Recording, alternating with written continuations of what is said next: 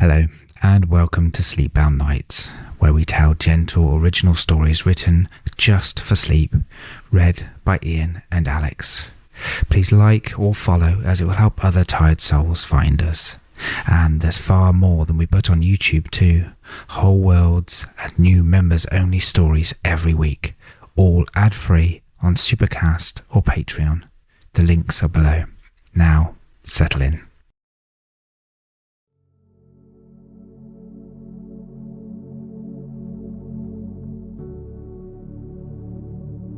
Nan Patherick held that a table should be ready a good hour before anybody wanted it, and so at 3 o'clock, with the afternoon gone quiet enough to hear the tide drawing down off the slip, she started on the settle cushions, lifting each one in turn, thumping it till the dust rose into the firelight and set it back turned side up, plump side waiting. The low back table was the one nearest the bread oven, and on a ferry night at the Cormorant, it was laid first and laid properly. Cups turned down against the chill, the big plate out for the bread, the knives set straight because the crooked knife would catch at her eye all evening and give her no peace. The table stood where it stood for the plain reason that the oven wall behind it never went cold. A person could lean against that wall in January and begin to think well of the world again inside 10 minutes. The second hearth, at the back wall, had been let sinking low through the slack of the afternoon. She raked it together, laid on 2 split lengths of ash, and waited over it, hands under her apron, until the flame took hold. Then she stood the copper-bed warmer up against the stones to heat.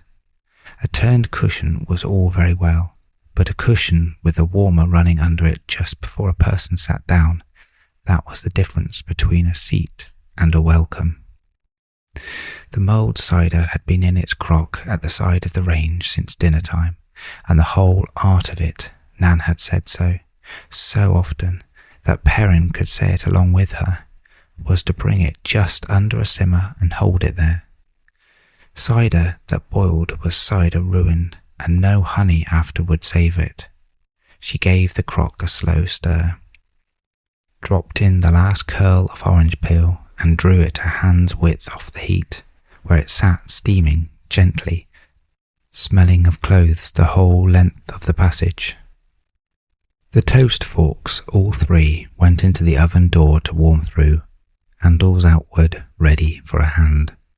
The morning's loaves were long out, and the dough for tomorrow stood proving under the cloth on the shelf above, so that end of the room smelled of 2 breads at once, the done and the coming.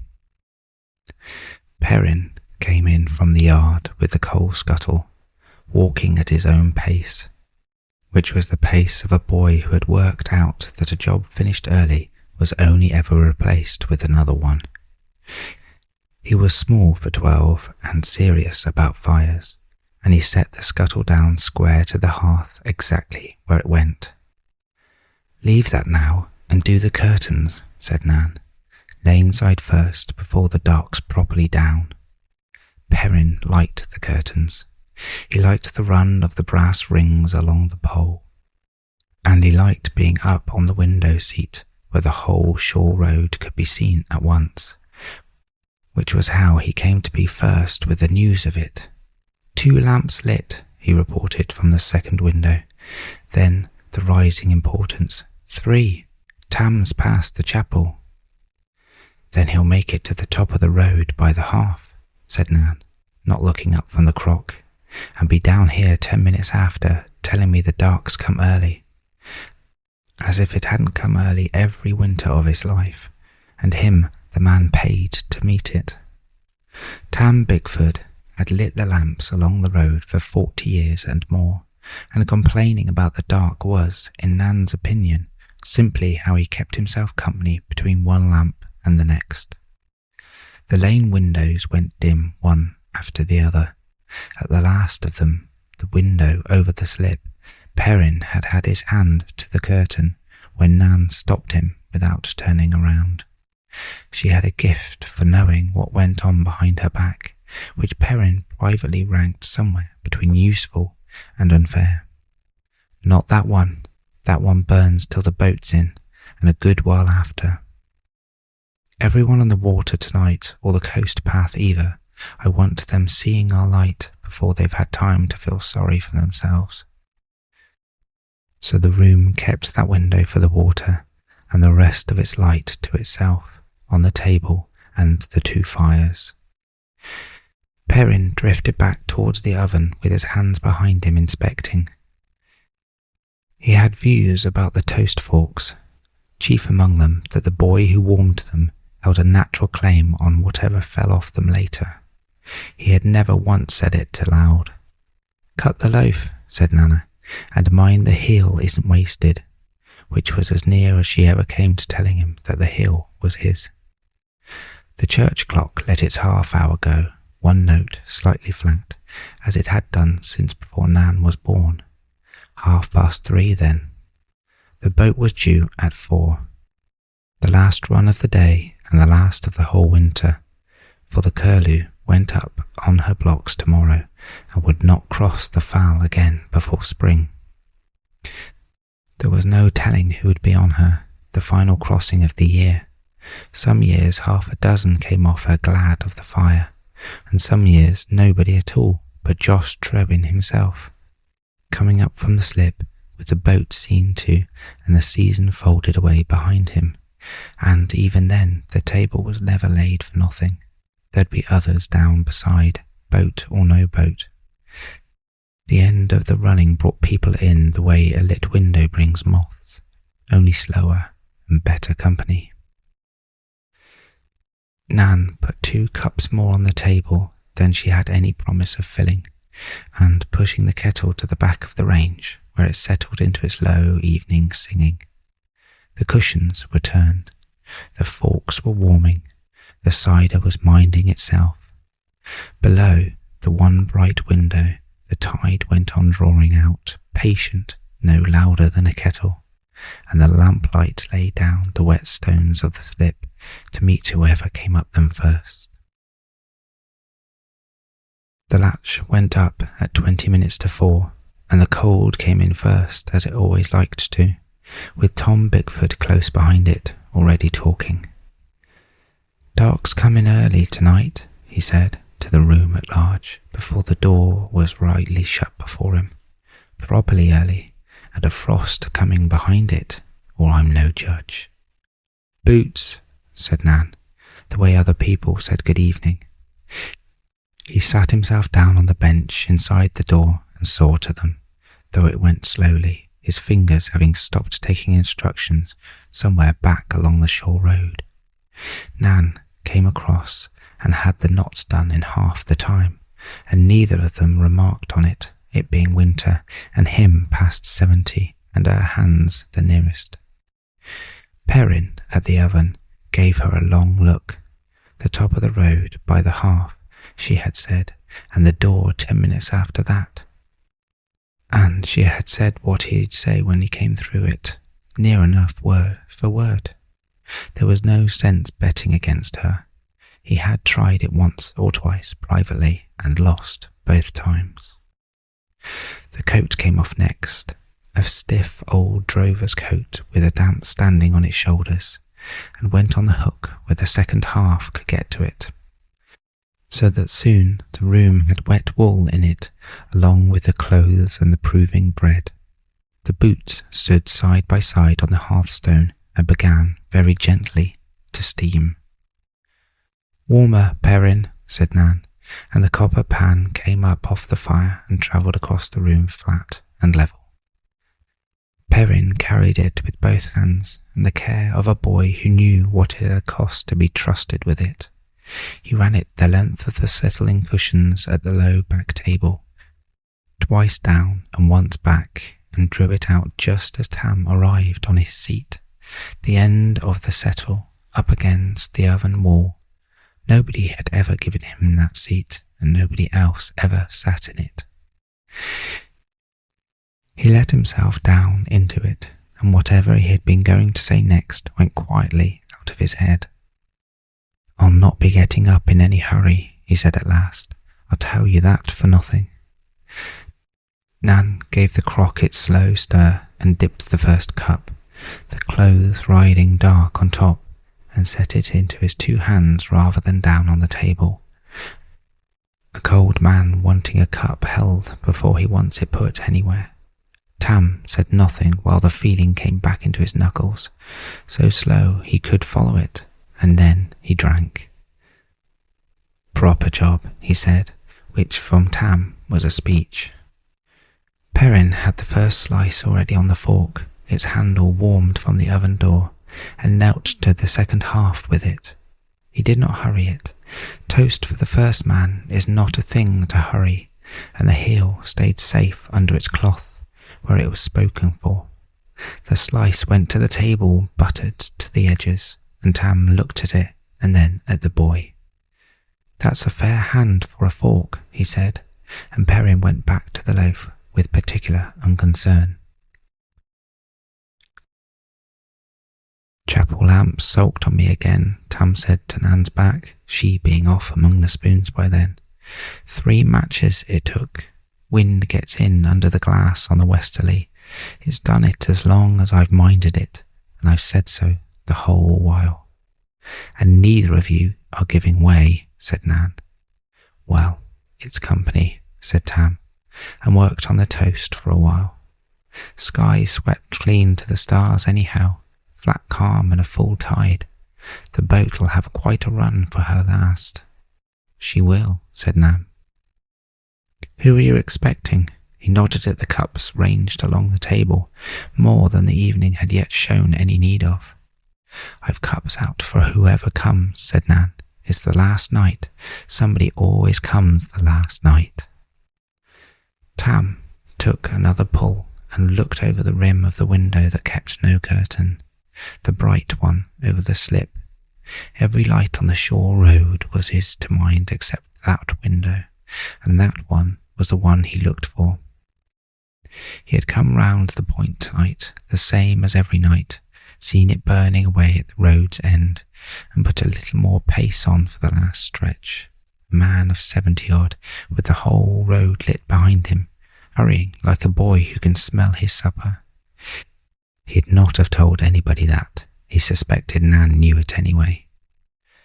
Before long, he went down to shirt sleeves and stocking feet, the second cup in his hands, his talk gone slow and easy, the talk of a man with nowhere further to walk tonight.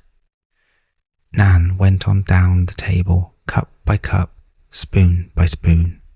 Perrin knelt up by the window seat where the one light burned for the water, watching for the boat. The kettle kept on its small noise at the back of the range, and Tam, in the seat that was nobody else's, stretched his feet towards the fire and let the evening have him. Tam had got as far as the frost, where it would lie hardest by the morning, whose pipes would feel it first, a subject he was working along the house by house, where Perrin spoke up from the window seat. "There's a dog coming up the path." "On its own," said Nan, spoon still in hand. "There's somebody behind it." Perrin had his nose clearly against the glass, a good way behind it. That was generally the arrangement with a spaniel, and a spaniel it was. Nan had the door open before there was any need of knocking, and the dog came in past her ankles at a trot, soaked to the skin and entirely sure of his welcome, and made for the second half as if he had been kept off it for years by some misunderstanding now happily cleared up.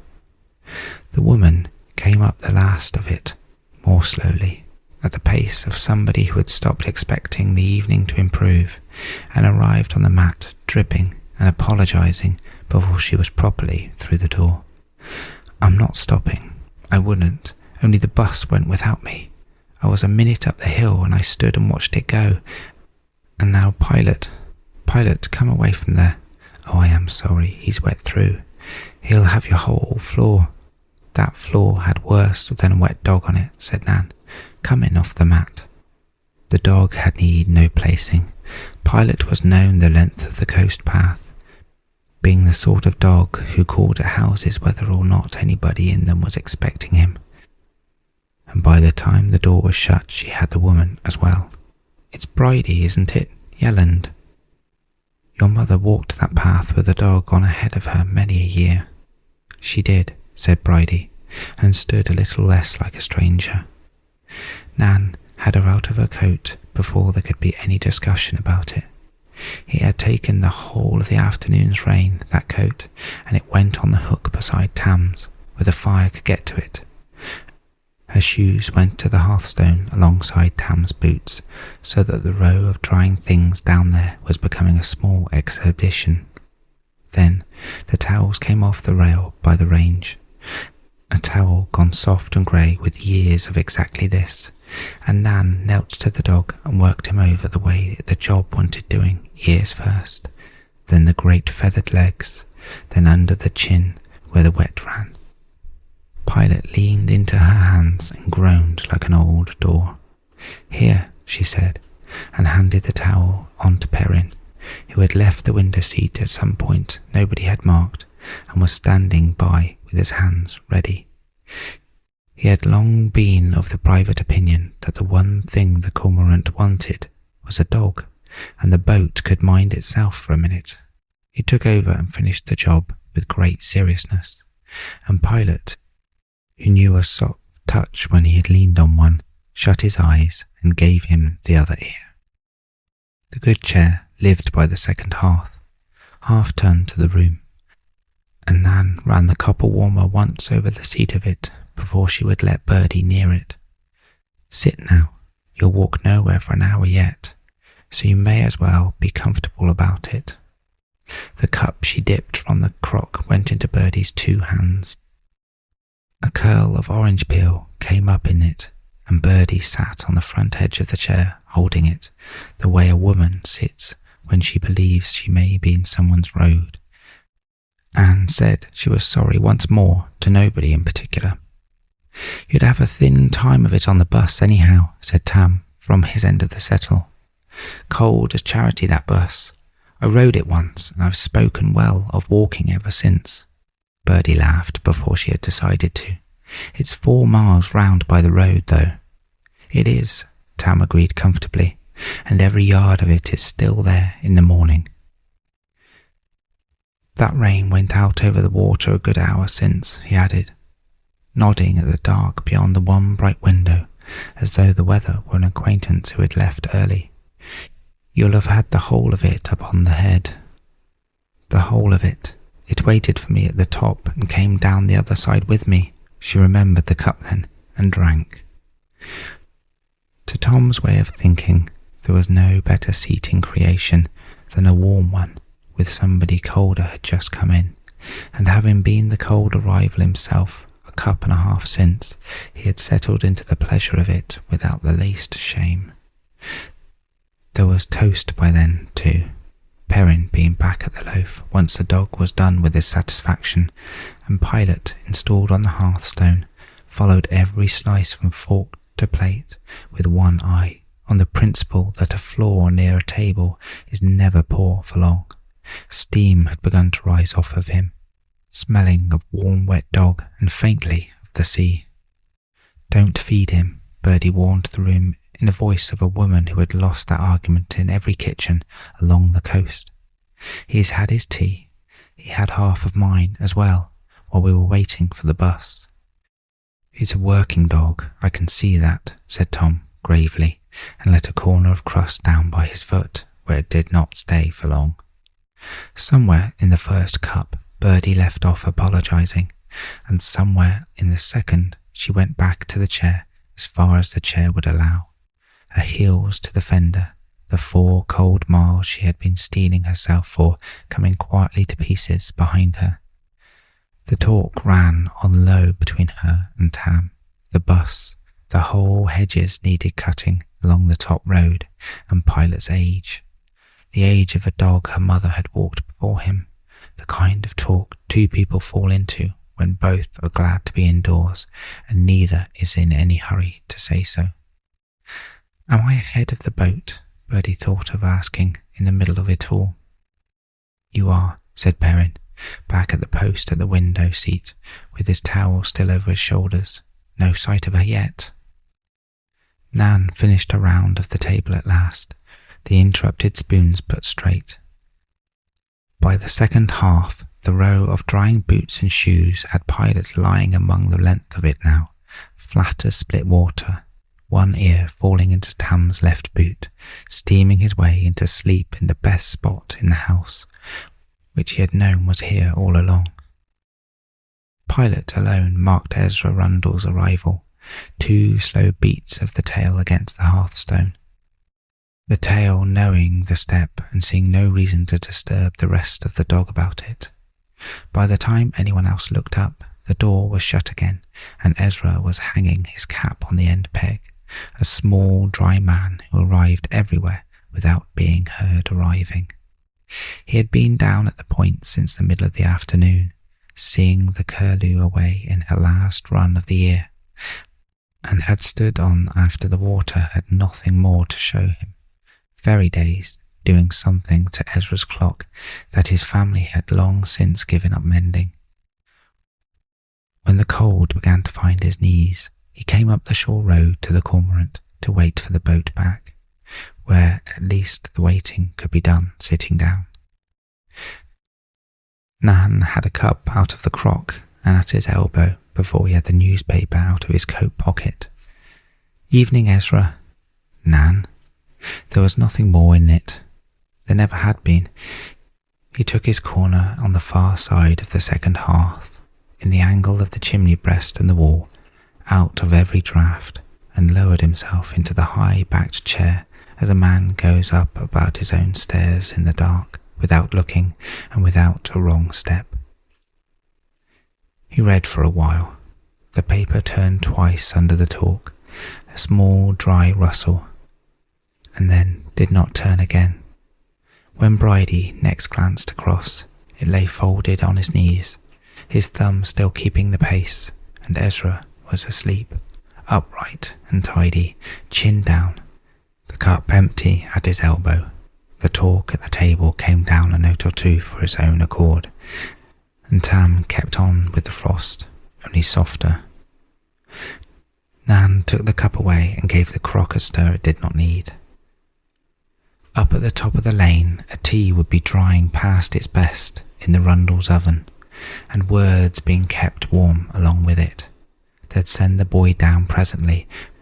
Ferry nights had ended that way at the house for years.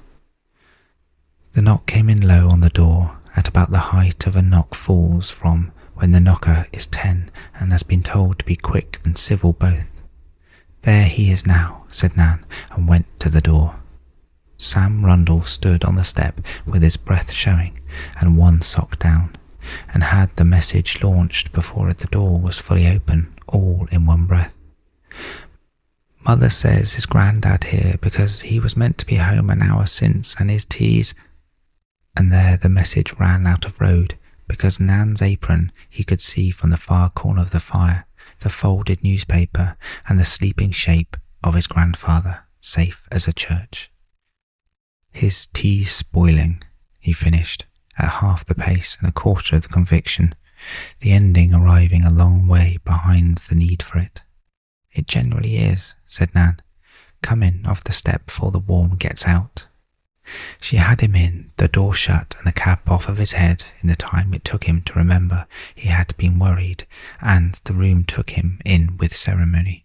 Tam said, "Evening, Sam," man to man. Bridie drew her heels along the fender to leave him the best of the fire. Pilot rolled half over, so that whatever hand wanted a dog could have one. Sam stood with the lamplight on him, still quick in the breath from running the last of the lane on general principle, and looked at his grandfather asleep. "Is he began. A full boy volume heard it himself and came down to church volume halfway. "Is he all right?" "He's had his cup and his read, and now he's having a sleep," said Nan. "That's a fairy night entire. It hasn't varied since your mother was your size. He's all right as they come." The milk went into the little pan and the pan onto the range, and Perrin came away from the window for the toasting, hanging the towel back on the rail as he passed. He did it with the nearest of the warmed forks and the new gravity. An audience of one smaller boy had improved his fork work wonderfully. 2 thick slices, buttered edge to edge, while they were too hot to argue. Nan spooned the skin off the milk without a word about it, ran a thread of honey through, and sat Sam on the low stool at Ezra's knee, mug in one hand, plate on his lap, the fire in front of all three. It was the toast that woke Ezra.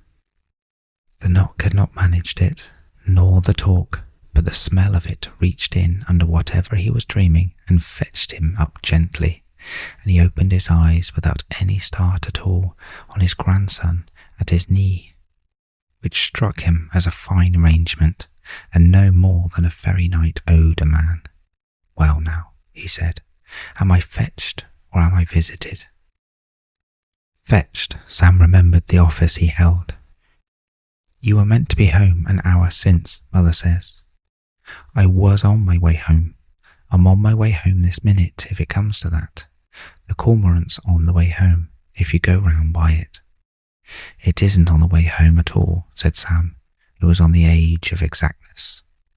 "It is the way I go," said Ezra, and there being no answer to that anywhere in arithmetic, Sam gave it up and ate his toast. "You'll tell your mother he was terribly hard to wake," offered Tam from the end of the table. "We'll all of us stand by it." "Run up the lane, Perrin," said Nan, "and tell them I've the pair of them safe, and they'll be home when the boat's in and not a step before. Nobody's to sit up over a tea." Perrin weighed the window against the errand. The boat could do anything the minute his back was turned, and Nan answered the look before he had finished being one.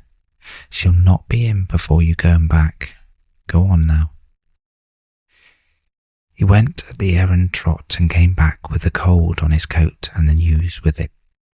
The frost was making along the tops of the walls, the tide was about down, and he had the answer by heart, with the mother's own pause in the middle of it. She says she might have known, and then not to hurry. The milk went down, and the toast after it, and somewhere between the two, the cold let go of Sam altogether. Ezra found his place in the paper again, his thumb having kept the whole time, and read on in the quiet. One hand came to rest on the boy's shoulder, unremarked by either of them, and Sam leaned against one arm of the chair. The evening no longer his to manage, and took to the grand business of doing nothing at all among people who were fond of him. Perrin climbed back into the window seat, the paper turned small and dry under the talk. No boat yet, no hurry about it anywhere in the room. The cormorant kept its warmth close about the pair by the second hearth, the old man reading, the boy leaning, waiting together on the last boat of the year. The talk had come round to spring cabbages, of all things, when there fell one of those pauses that came over any warm company late in the evening, and in the pause the room heard the water. All afternoon it had been going out, a long, soft draw-down of the stones that a person stopped hearing for the sameness of it. It was not going out now. It was not doing anything at all. Tam set his cup down on his knee. "That's the turn," he said to the fire, and took the cup up again. Ezra looked up over the top of his paper.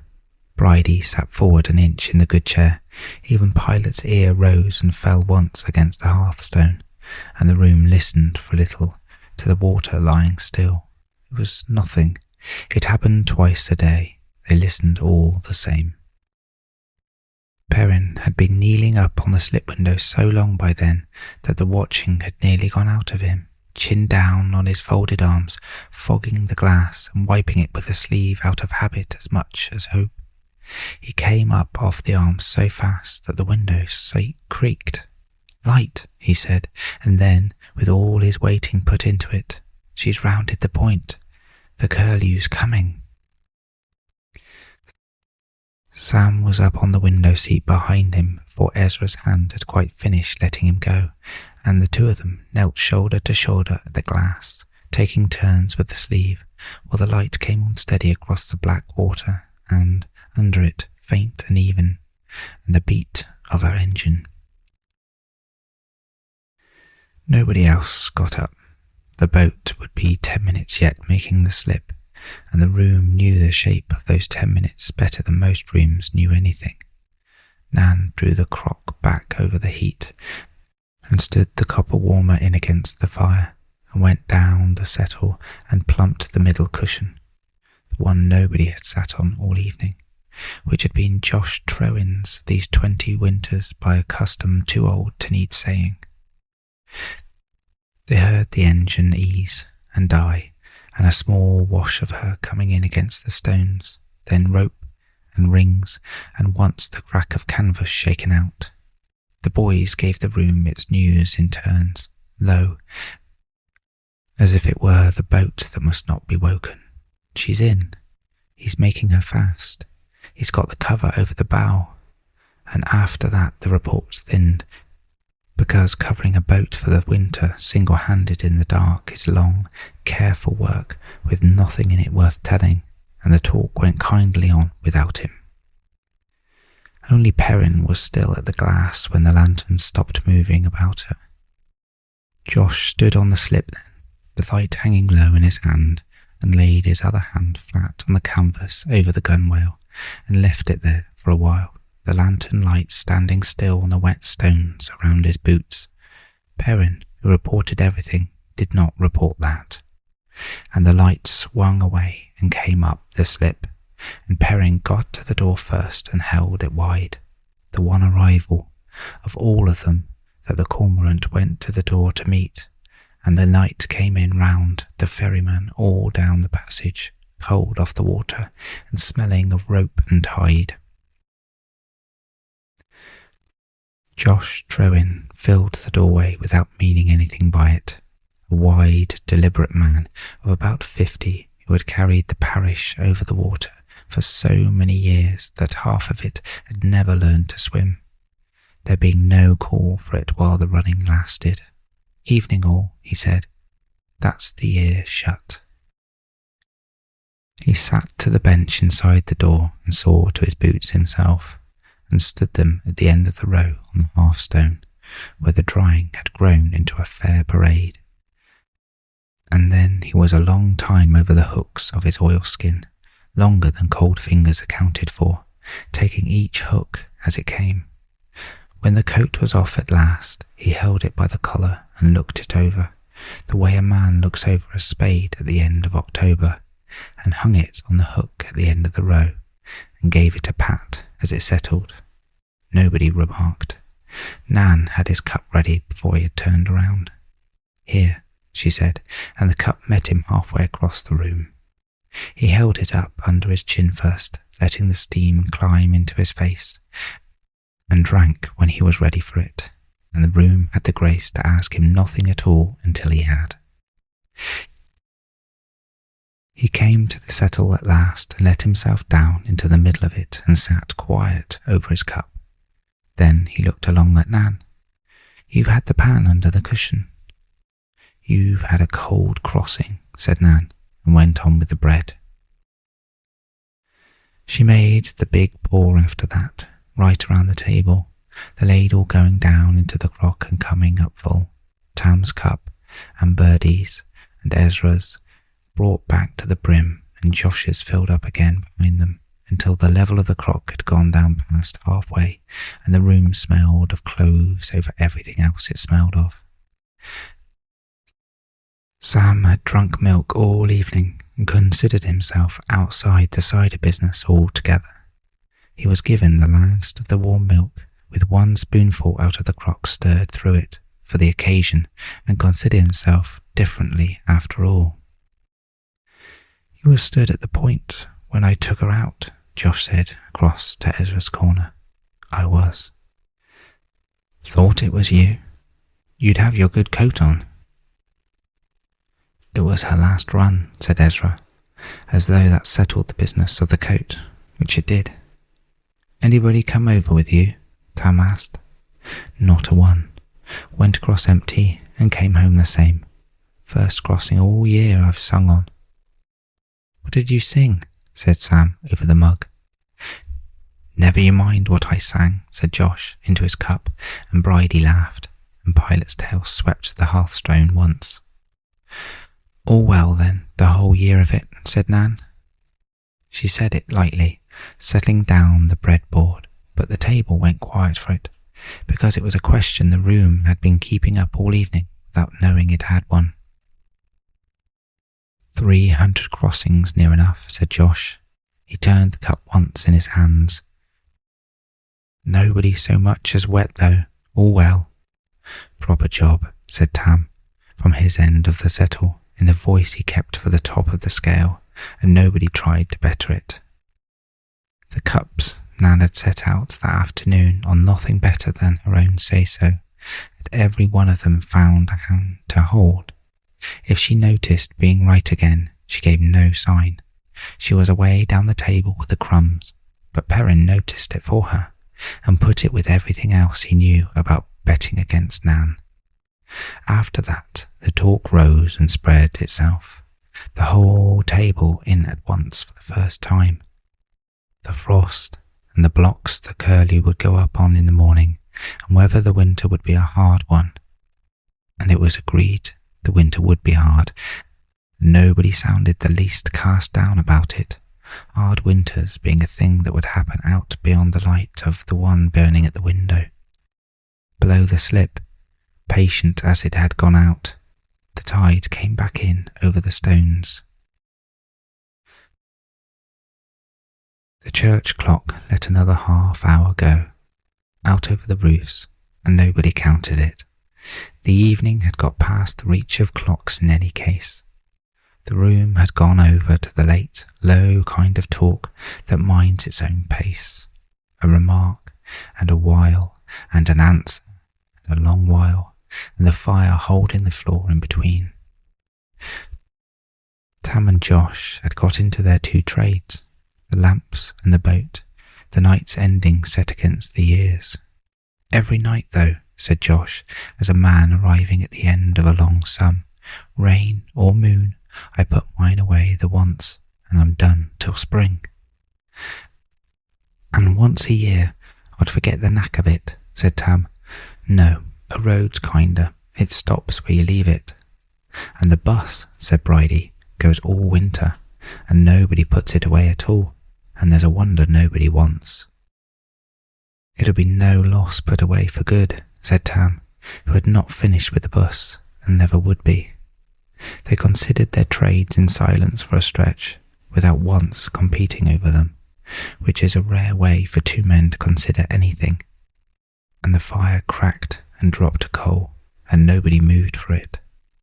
Nan went her last round then, not the busy round from earlier, the slow one, done at a guest's pace. A look into every cup, the kettle drawn to the very back of the range and let go silent.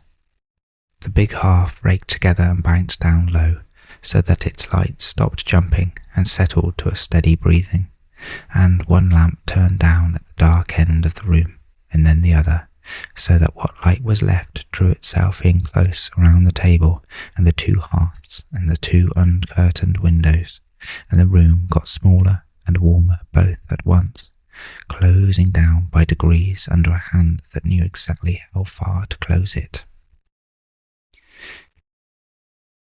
It was when she reached to shift the crock that Bridie stood up out of the good chair. No, said Bridie, sit down now, Nan Petherick. That apron's been damp on you since the dog came in. I've watched it steaming these last 2 hours.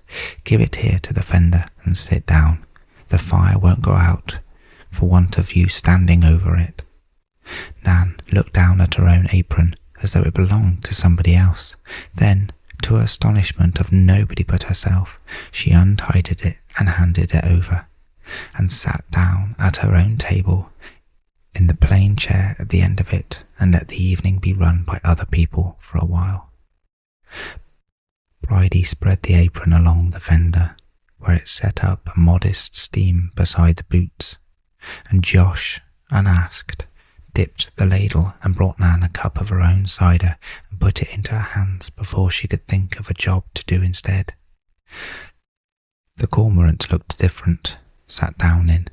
She had it away she seldom had it, full, fed, half asleep, nothing asked for her from the corner of it, and she drank her own cider slowly and looked at the 2 or 3 small jobs that showed themselves from the new angle, and left every one of them where it stood, which for Nan was rest of the profoundest kind going. "The heel of the loaf, Perrin," she said from the chair, having sat still all of 3 minutes. "It's been yours since the loaf was cut. Have it while the fire can still roast it." Perrin, who had kept half an eye on the hill throughout every slice that evening had cost it, took the warm fork off the oven door with tremendous unconcern and toasted the hill at the second hearth, and buttered it to the corners and sat down on the hearthstone beside Pilot to eat it. Pilot's nearer eye came open, followed the heel from hand to mouth twice at the old odds, and closed again. Some things in the kitchen are beyond even a spaniel. "You're for the head road when you go," Josh said to Bridie. It was not a question. He had seen where her shoes stood drying. "I pass your gate. We'll walk together, the 3 of us, whenever you're ready, and not a minute sooner." "Pilot will be glad of the company," said Bridie, which was the yes, and was understood all around the room to be the yes, and Pilot slept on and left them to it. The copper warmer stood on the hearthstone by then, going quietly cold, and nobody needed it. Every seat in the room had its own warmth now, and had had for hours. Sam had given up pretending to sit up.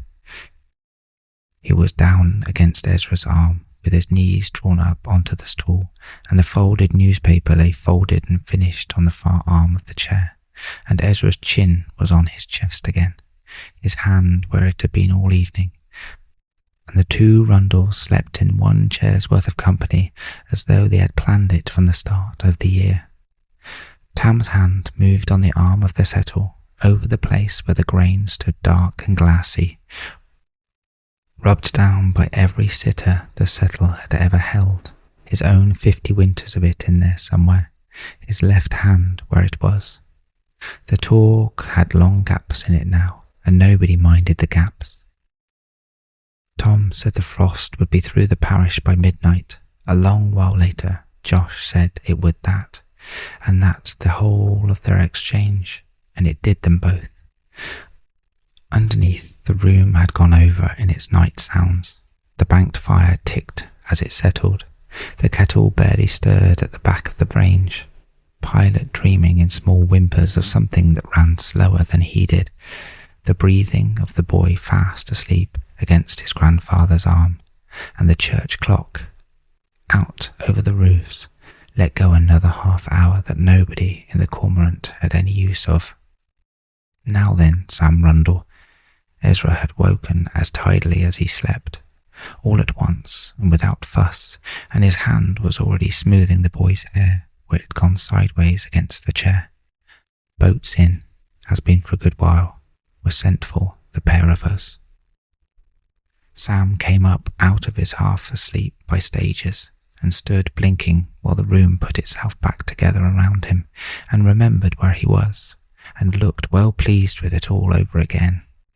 Nan fetched his cap and set it on him herself, and gave the peak a pull to seat it. "Tell your mother the toast was my doing," she said, "and the lateness was the boat's." "Thank you for the toast," said Sam with his whole heart, and then, because the evening had been a large one, he went round and said good night to the dog as well. "We're not to hurry," Ezra reminded the room, taking his hat off the peg, giving the message back word for word, and plainly intended to honour it. "Night, Nan." "Ezra." The night stood ready for them at the door, sharp and still, the frost gone from the promise to the fact along the tops of the lane walls. They went up at Ezra's pace, the boy close in under the old man's arm, and the last the doorway saw of them was the two shapes passing in and out of the light of Tam's lamps, the small one talking, the tall one letting him. Pilot knew the next going before there was anything to know, the way dogs do, and was at the door with his tail going, while Bridie was still saying she supposed it was time. Her coat came off the hook dry through and warm on the inside, which she remarked on as a species of miracle. Her shoes came off the hearthstone the same, and on her way to the door, she came and took the apron off the fender, dry and fire warm, and tied Nan back into it, with 2 firm passes of the string.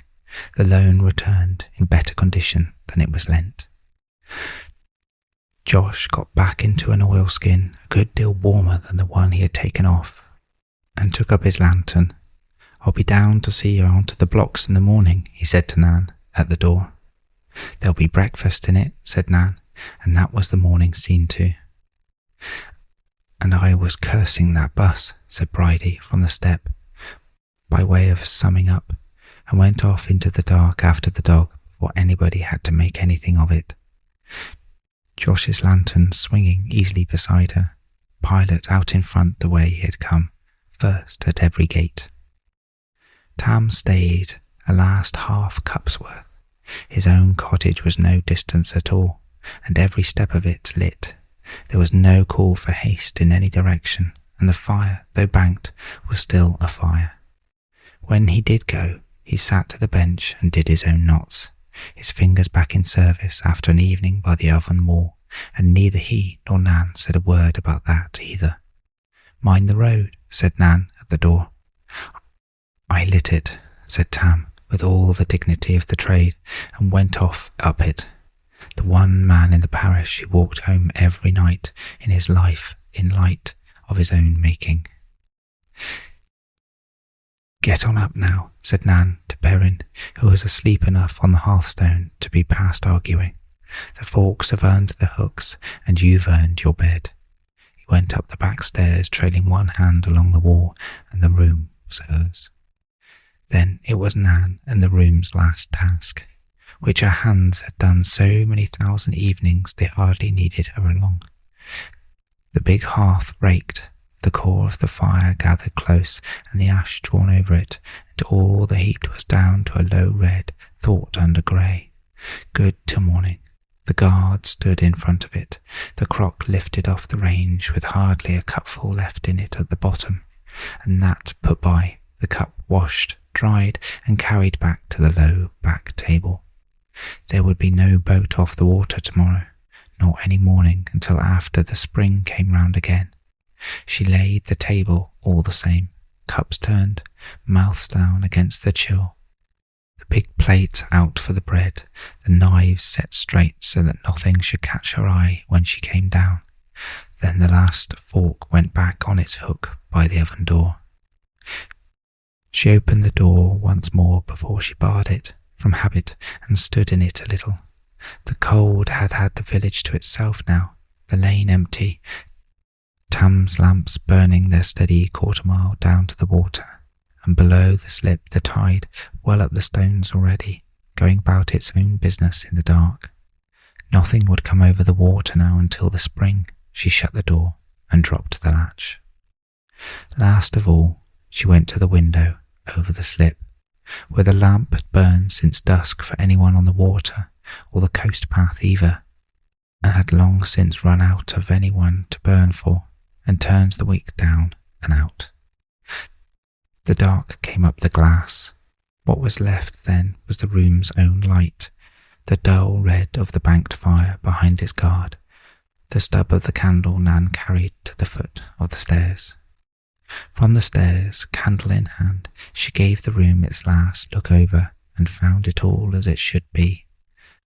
The fire kept up its small red movements, and at the warm end of the room, close in against the oven wall, the low back table stood laid in the last of the firelight, cups mouth down along the board, knives straight, the 3 forks on their hooks, waiting for the morning.